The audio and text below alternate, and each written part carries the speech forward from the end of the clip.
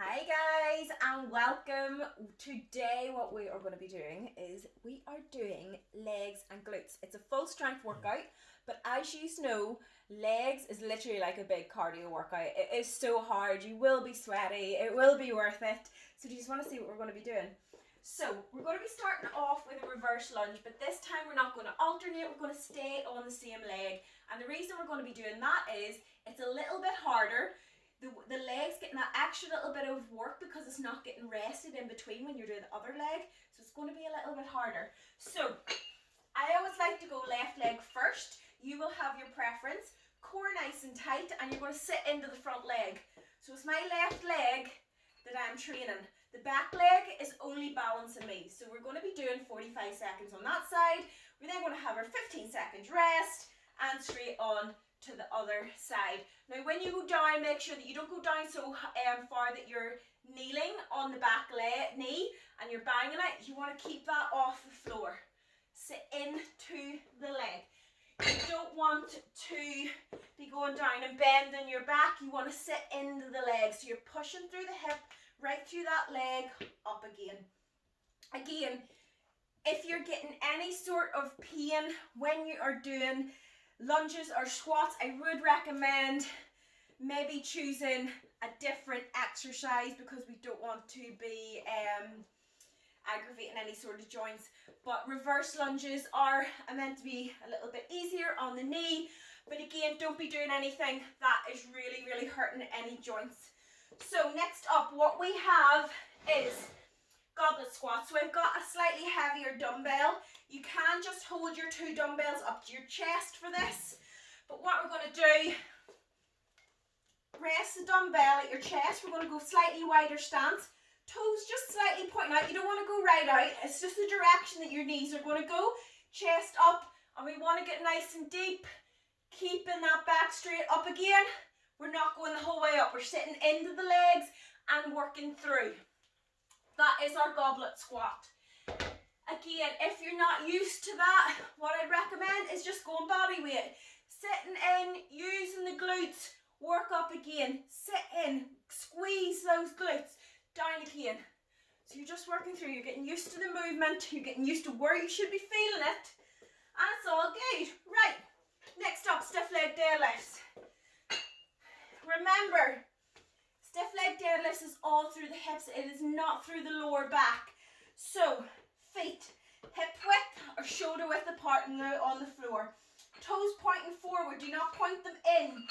Pointing forward, push the hips right back with a slight bend in the knee, get a stretch through the hamstrings and the glutes. Drive up with the hamstrings and the glutes. Keep that core tight and don't arch that back too much. You don't want to be going down like this. Core tight through the backs of the legs. Make the core support the movement. So for that, you're working right down those back bits of your legs, right down the hamstrings, stretch, squeeze and pull, driving right up. Right. Next up, squat and press. So, get those dumbbells up to the chest up, sit in, up, press above the head, down again. Press. We may as well add in that little bit of a shoulder exercise because why not? The more the merrier. So, yes, next up what we're going to do is a side lunge. We haven't done these before, so we're going to make it slightly different. What we are going to do is I'm going to hold my heavier dumbbell up to my chest. Now, again, you can just lift one of your lighter dumbbells, but what you want to do is you're going to try to see the best way to stand to show you, and you're going to lunge in, side. So from the side, push the bum back, core tight, working through. That's what we're going to do.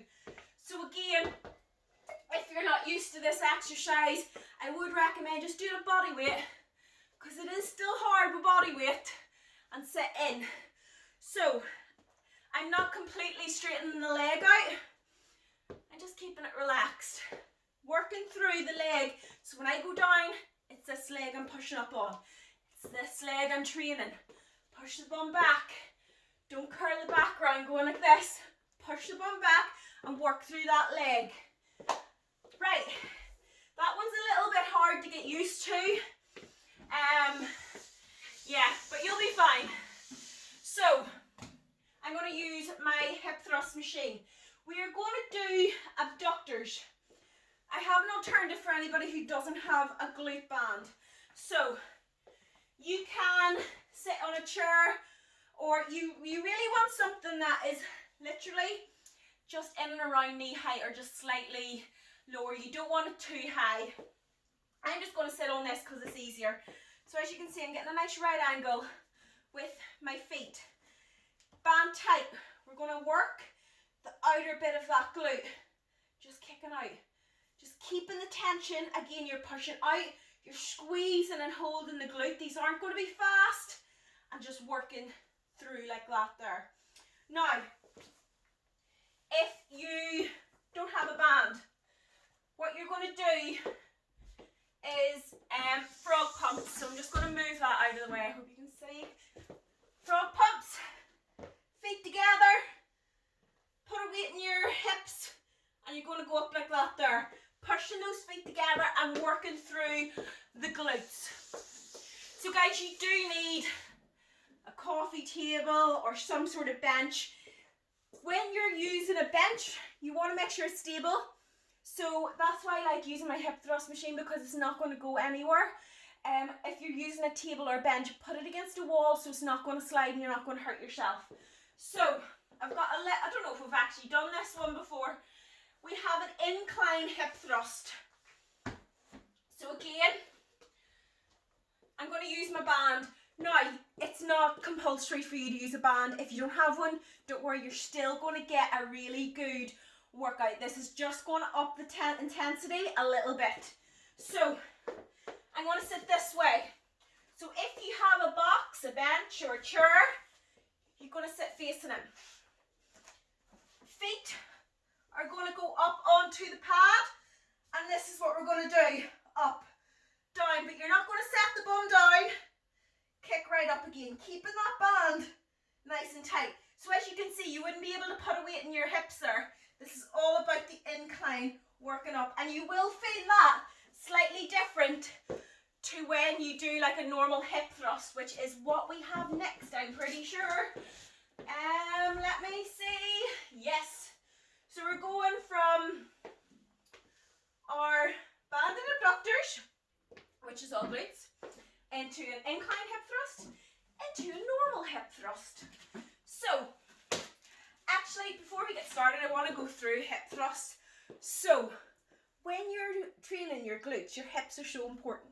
So when you're doing a hip thrust, it's very easy to push the hips back and go up with the back so you can kind of feel it, because you're trying to get that height with the hips, because you think that there's what it's all about. It's not. It's a little bit to do with height. But what you want to do is with your hips, just slightly pull them under like that. I mean, it's the smallest movement.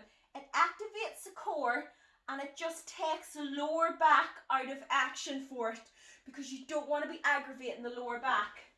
So I'll explain. I'm going to get my band on. So rest in and around where the scapula is to support your back. Now at this point, core is tight, the hips are slightly tucked underneath, chin is in. Don't put it right in that you can't breathe. Just bring it towards the chest. Drive up, squeeze the glutes, pushing through the heels. If you need to lift the toes off to activate that, lift the toes off. You don't want to be going up onto the toes. Heels are down, heels activate the glutes. So that is the way you want to do it. You want to slightly pull the hips just under. Not so close that you're sitting going like this here. Just as a slight little activation. So when I'm sitting there, I can feel my glutes working down, up. You don't want this. It's not to do about height. As soon as I do that with no weight, I can feel that on my lower back. So pay attention to your hips. You can even just, if you're just standing, just slightly turn them. That's all the movement. It's not a big movement. You're not sitting like that. It's just a slight movement to the hips. If you're standing, go like that. Squeeze your glutes. If you squeeze your glutes, your hips will automatically just do it. Do you see what I mean? I hope that made sense. But it will make all the difference to your glute training.